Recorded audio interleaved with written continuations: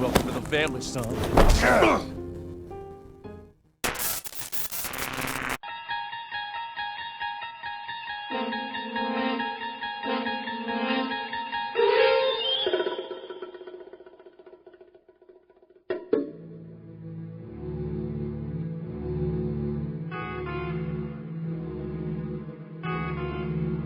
Imagine, if you will, visions and dreams.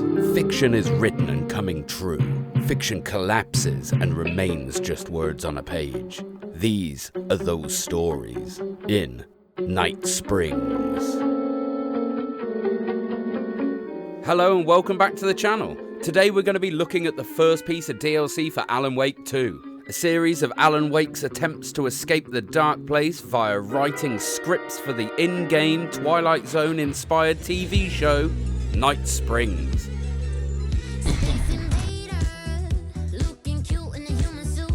Please like, subscribe and leave me a comment. Now let's get into the bizarre tales of Night Springs. To begin with, we're greeted with an introduction by Warlindor. He discusses the nature of fanaticism and the etymology of the word fan itself, before it cuts to this episode's title card, Number 1 Fan. The episode starts with our protagonist looking into the mirror. She's only ever referred to as the waitress, but she bears an uncanny resemblance to Rose Marrigold from the base game. She's in the bathroom of Knight's diner, and as she's fixing herself up in said mirror, she's monologuing about how a writer is her destiny. We get a glimpse of him in the reflection of the mirror. Unsurprisingly, he's the spitting image of Alan Wake. This is the writer, her obsession. Once she's finished fixing herself up in the mirror, she gets back to work and it becomes very clear that this isn't the Rose from Bright Falls. Rather than being a meek and insecure character, she's very confident, very popular, and constantly showered with praise. She serves up her famous coffee to the diner's patrons, offers advice to people, and discusses her award-winning writer's blog. And once she's finished serving up coffee and advice, she heads to the storeroom to get one of the writer's books for a customer, where out of the blue she gets a distressed message from the writer, communicating to her through a big mouth Billy Bass. So, without wasting a single moment, she heads to the kitchen/armory and arms herself, before setting off on the quest to save the writer she is so hopelessly devoted to. And as she makes her way to the writer's mansion, she's cheered on by crowds of supporters that line the streets of Night Springs. As she makes her way through the town's boatyard, she comes face to face with the writer's doppelganger, the bad boy. He explains that he's the writer's twin brother and that he hates him, and that he has him locked away where she'll never find him. He tells her that he's got an army of the writer's critics, haters, and they're going to get rid of the writer, before speeding away through a fence on his motorbike, leaving Rose and her trusty shotgun to take down a crowd of attacking haters. And after joyfully dealing out some pump-action justice to the writer's critics, the waitress follows the blazing trail of the bad boy's motorbike, leading her through the woods on the town's outskirts, where she once again must silence more of the haters, before she stumbles across another one of the writer's books, this time with an urgent message from the writer inserted into the body of the text. After reading this frantic cry for help, she pushes forward and finds the bad boy's cabin on the shores of the lake. The writer's voice beckons her upstairs, only to prove to be a cunning ruse by the bad boy. A recording. The writer's not in the cabin at all. Upon further investigation, she finds evidence of the bad boy's torturous plans towards his brother, and as she leaves the cabin, she's once again confronted by the bad boy on the shores of the lake. The waitress gives him a piece of her mind, and after receiving these scathing words, he admits that he never had the writer locked away. He was just trying to slow the waitress down while his army of haters made their assault on the writer's mansion. And after this revelation's made, he once again speeds off on his motorbike. Knowing there's no time to waste, the waitress rushes back through the woods towards the writer's mansion. On her way back along the flaming path left in the wake of the bad boy's motorbike, she comes across a deer. It speaks to her in the writer's voice, praising her and telling her that he knew it would be her, his biggest fan, that would be the one to save him. Pressing on, she arrives at the writer's mansion, which bears an uncanny resemblance to the Valhalla nursing home. And here she once again confronts the bad boy for the last time. And during their battle, we find out that the bad boy is a werewolf, and in the biggest plot twist, so is his motorbike. But of course, the wolf pack are no match for the waitress's superior shotgun skills, and she's triumphant. And with the bad boy laying defeated on the steps of the mansion, the waitress grants him mercy, refusing to kill him, leading him to have a complete change of heart, understanding that he was motivated purely by jealousy for his much better looking brother having the love of a woman like the waitress. She tells him that he's worthy of love too, before setting forth to finally save the writer. She fights her way through the mansion, blasting her way through more waves of haters as she climbs her way to the top floor and through the spiral door into the writer's room, where her and the writer run towards one another, throwing themselves into each other's arms and dancing before embracing lovingly, with the waitress once again monologuing over the scene with some incredibly clumsily worded dialogue. The perfect end for the writer's #1 fan. And after the credits finish rolling, we rejoin Wall and Daw in the studio for the next episode's introduction. He describes a young woman trying to stay one step ahead of a shady government agency while she searches for her missing family member, her only aid coming from an otherworldly companion. The title card drops, North Star. This episode starts with the camera panning through the darkness to reveal the red neon glow of the Coffee World sign, before revealing our protagonist, the sibling, a double of Jesse Faden from Control. She's here at Coffee World looking for her brother who was kidnapped by government agents, leading her to dedicate her entire life to getting him back. And much like in Control, she isn't alone in this task. She has her guiding star with her, this tale's kaleidoscopic stand-in for Polaris. As the sibling begins her journey, she checks the security booth for clues to the code for the park's entrance, and with a little help from her guiding star, she quickly is granted access to the park. As she enters Coffee World, it's clear from the first moment that something isn't right. The atmosphere is unwelcoming, and shadowy figures block her progression deeper into the park's grounds.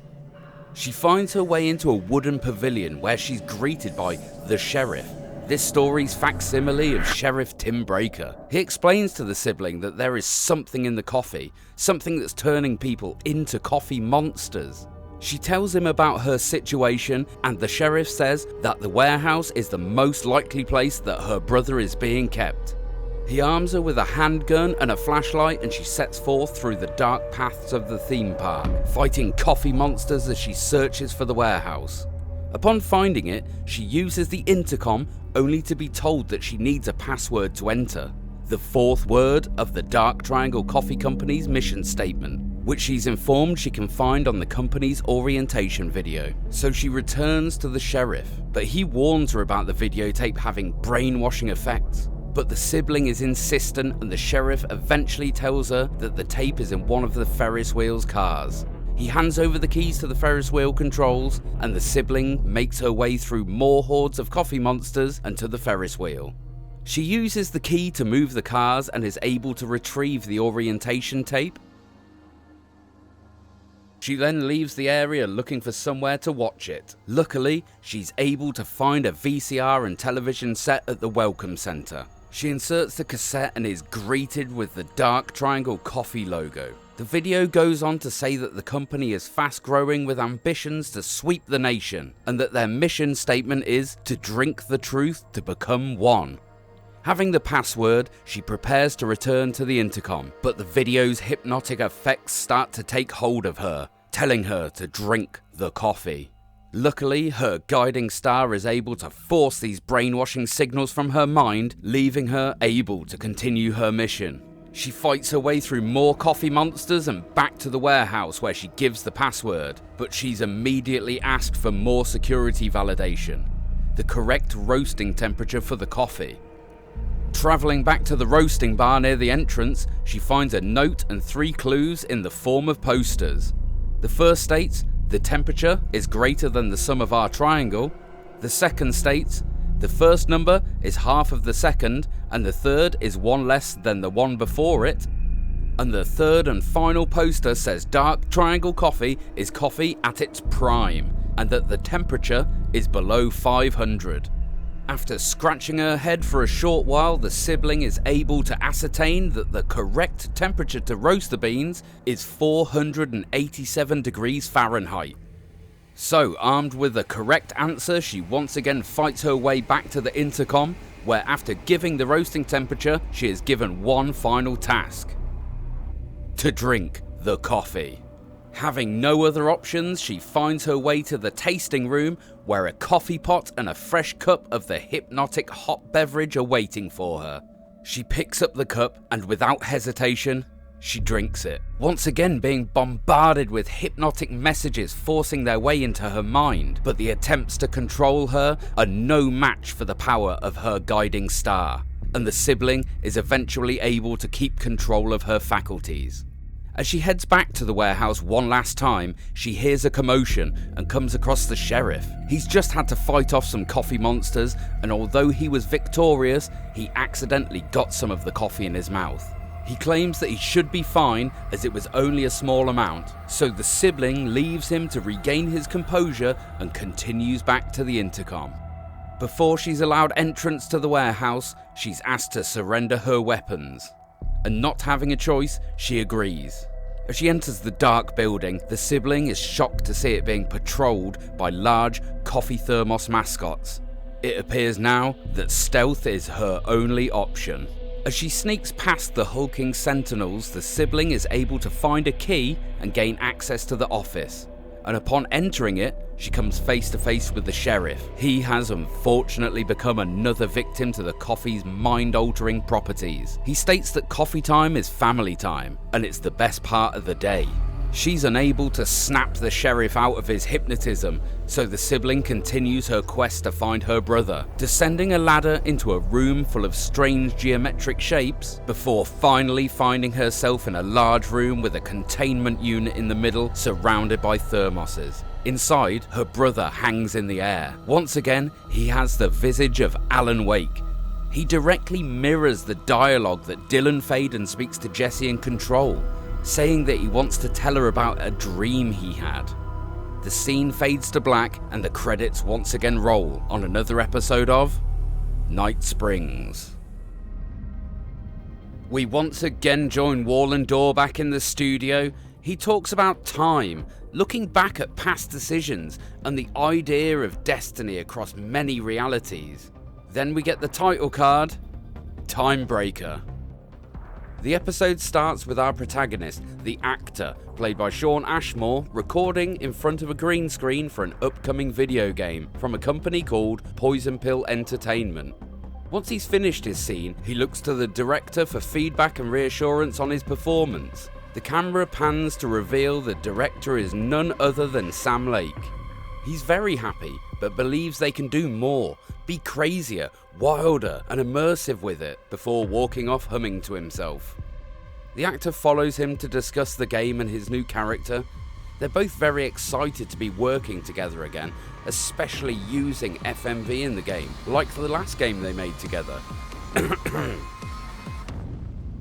The actor's character is a multiversal agent that goes by many names. He's searching for his lost love while his ruthless nemesis, Dorr, the master of many worlds, is murdering versions of him across parallel realities. And in the long term, the agent will grow into the ultimate iconic superhero.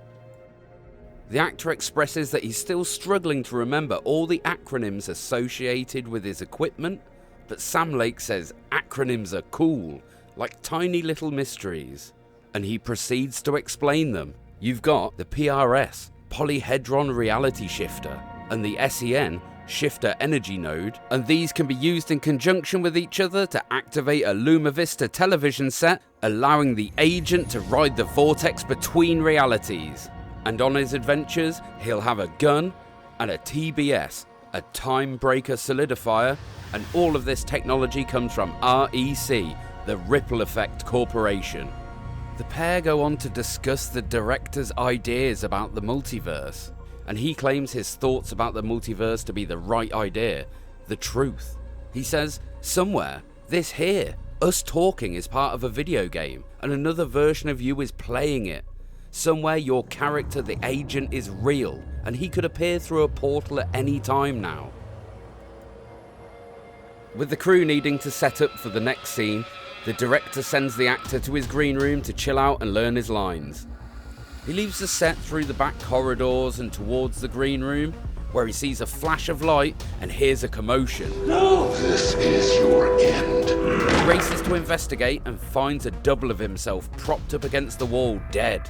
Near the corpse is the PRS, TBS, a revolver, and a script page that strangely describes exactly what's going on. The actor is convinced it's a prank by Sam Lake, and as he lifts his head, he sees a red-headed woman who appears in the doorway. She says, "So we got another one of you." He tells her that it's just a prank, and this is when the red-headed woman realizes that the actor isn't who she thought he was. He's not Branch. The actor asks if she's been cast in the game too. She says, "Listen to me, there are things you need to know. You're in great danger. You must do exactly what I tell you." But before she can finish explaining herself, we get a flash of Mr. Door and the actor is whisked away into some kind of vortex. And after a short, disorientating trip through the maelstrom, the actor emerges in the darkness of a forest at night, and he seems to have a completely different appearance. He begins to explore the woods while he ruminates over the fact that the last thing he remembers was the red-headed woman and how she looked familiar. He questions whether he's having a psychotic episode, if the multiverse is real, if this is an elaborate hoax, or if it's an off-the-wall method-acting reality show. He decides to go with the latter and act like it's real. After all, he is the actor, so he pushes forward. He finds a fenced-off area with a warning sign put there by the Ripple Effect Corporation mentioning a parallel reality bleed zone and a cross-dimensional anomaly. It also shows the actor exactly where he is, Night Springs City Park.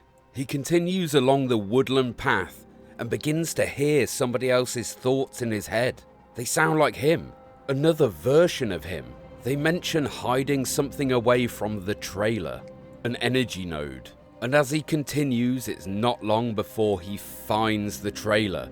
Hidden in the darkness of the forest, the only light coming from the static flickering on the screen of an old Luma Vista television. He searches the trailer and finds books on UFOs and a strange diagram of a spiral stating "You are here," and most importantly, a whiteboard full of strange notes. They talk about Door being the master of many worlds, string theory, and hearing the thoughts of others when they die, then mentioning that they're not being killed, they're not dead, there's something worse. They're broken. After reading these creepy notes and certain he's found everything in the trailer, the actor leaves. But he begins to hear the voices again, hear the thoughts of his counterpart. He's hidden the energy node deep inside the forest, in a creek, by the waterfall. So having an idea where to go, the actor heads towards the creek. He finds the node, bathing the waterfall in multicolored light. It's a floating polyhedral shape. So he raises the PRS, and the node vibrates erratically before dropping to the ground dark. The PRS is now charged. The actor knows that if everything is true, he needs to get back to the trailer and use the Luma Vista TV to escape this reality. So he heads back towards the trailer, once again hearing his doppelganger's thoughts. This time, they slowly change from voices in the actor's head to being audible.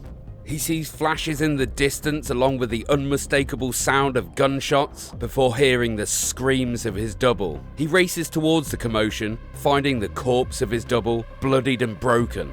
Finally deciding that this isn't a hoax, the actor races to the trailer, but his path is blocked by this episode's enemy type, a time breaker, a shadow-veiled version of the actor's double. He uses his TBS, which breaks the enemy's shield, and then he finishes it off with a revolver, before hurrying back to the trailer and quickly using the PRS to escape this reality, once again riding the vortex. This time, he arrives in a noir version of the Ocean View Hotel, yet again sporting a different appearance. The actor makes his way to the lobby of the hotel and is greeted with a flash of Door's face and is immediately attacked by Timebreakers. But our hero makes short work of them with the TBS and revolver combo, leaving him able to explore and look for clues. It seems this hotel has some kind of unique time anomaly, and if the actor is able to choose the correct paths, he might be able to find his way out of this reality and closer to his goal. He pushes forward using the clocks as clues to the looping hallways and lobbies of this mysterious hotel, trying to find the path that will lead him to the next TV and help him escape. He states that he can't hear this reality's original version of himself, and perhaps he's already been killed by Door. With no time to dwell on these thoughts, he keeps searching the looping corridors of the hotel. He finds the correct lobby with the TV, but he's still going to need the power node for his PRS, so he has no choice but to continue searching. He finds another lobby where the beautiful sound of Artie singing the hero's tango plays as the actor is once again attacked by a gang of Timebreakers. After dispatching the enemies, all he can find in this room is a Thomas Zane film poster for Coulon Rally. So he continues to search the hotel, eventually finding the lobby that has the energy node. He recharges the PRS and makes his way back towards the lobby that has the Luma Vista television. But Door isn't going to make it easy for him, sending more and more waves of Timebreakers to kill the actor. But our hero isn't phased and he cuts through the hordes of enemies. He mentions how the last time he shifted realities, he focused on Door, but this time he was going to try something different. He bursts into the entertainment lobby and uses the PRS on the Luma Vista TV, only this time thinking of the red-headed woman, and once again he rides the vortex through realities. Travelling deeper into the multiverse, the actor finds himself in a reality unlike anything he's seen before. The actor is in a comic book. He says, something was different, a strange feeling, still, yet moving, like frozen snapshots on a sequential path, and yet thoughts flowing free, like text read out aloud. It appears that he's arrived at the Ripple Effect headquarters, where he's greeted by the red-headed woman. She tells him that she thought he was gone for sure. He explains that he focused on her whilst in the vortex to reach her. She says he's full of surprises. The actor tells her that he was making video games about the multiverse, but now they're real. And she explains that real and not real exist side by side in the multiverse. Conceptual, fictional, real, more real than real. Many versions of us all in hidden interaction, linked by the energies that ripple through realities. She goes on to explain that other versions of her died in an energy explosion, gained superpowers, one met an alien guardian angel, and one was even a video game character. The actor asks, why is Door after him and who he is? She explains that the legends of him go further back than they can trace, that he found a parallel reality that gave him access to all realities, and that the feedback loop killed all other versions of himself. She goes on to tell the actor that they aren't sure why Door is after him, but they do know that Door sees versions of him as a threat. She thought he was after Agent Branch. Now she thinks he's been after the actor all along. She tells him he's able to traverse the multiverse with greater accuracy than anyone, perhaps even Door. And she believes that finding the place where Door was made could be the key to killing him, but they could never find it. But maybe, just maybe, the actor can. He tells the red-headed woman that he'll come back for her, raises the PRS, and once again rides the vortex between realities. He arrives at what appears to be an arcade game reality, where he's immediately met with a vision of Door. He tells him that his Timebreakers will stop him and he'll join their ranks. So after telling Door to f*** off, he fights off waves and waves of Timebreakers, and once they're all defeated, Door shows himself again, saying it's impressive, and out of all the versions of the actor, he might be the chosen one. He asks him to join him, and of course the actor says no. Door says he'll regret that, but also he was lying. He then disappears, leaving the actor free to charge his PRS with the energy node so he can use the Luma Vista TV to ride the vortex and continue his chase of the Master of Many Worlds. This time the actor arrives at the edge of the multiverse, or some deep trench in it. The landscape is littered with energy nodes, all of which are burned out and dark, everything sucked dry of colour and energy. As he traverses this desolate place, he sees a glow in the distance, the last remaining energy node, and after fighting off some more time breakers, he recharges his PRS, but he still needs to find the TV. So he pushes forward through more waves of time breakers before finally finding the Luma Vista television, where he states he's close. For one final time, he raises the PRS and rides the vortex between realities. This time, he awakens in the furthest reaches of the multiverse, a conceptual reality where all that exists are ideas and words. The actor struggles to even contemplate his own existence, but eventually he's able to focus his mind. He comes to understand that he's in a barren conceptual desert that stretches on to eternity. After a quick cup of coffee, he remembers the task at hand and focuses on the Master of Many Worlds. The desert darkens, and he realises he could be trapped here forever. He meditates in an attempt to understand the secrets of the multiverse, but in this reality, time has no meaning, and it appears that he's been here for an eternity. And just when he's about to starve to death, a blinding light introduces a silhouette of a man. It's himself, the actor, but from the future. He offers the actor a seed. He takes it and plants it in the ground, where it grows at an incredible pace and becomes the tree of life. Memories drift down through it like falling leaves, and the actor follows the memories, leading him to find a comic book in his hand. It describes a legend of a god who hung himself from a branch of the world tree in order to gain secret knowledge. Knowing that he too needs to gain knowledge, he hangs himself from the branches of the world tree. He hangs there for 9 nights before the branch eventually breaks. He now sees that the tree has grown old, but it now bears a single fruit. He reaches out and takes it, but it rots in his hand, leaving behind a familiar looking seed. He now notices that his past dying self is at his feet, so he offers him the seed, and he vanishes. The actor picks up the crooked branch that he was hanging from off the floor, and it sparks a distant memory. He remembers his mission. He must find the Master of Many Worlds. He focuses on a door, willing it into existence. It has no handle, so he uses the crooked branch he hung from. He opens the door and steps through, but he doesn't find Mr. Door. He finds another Master of Many Worlds, sitting behind a desk typing. Of course, the actor has found Alan Wake.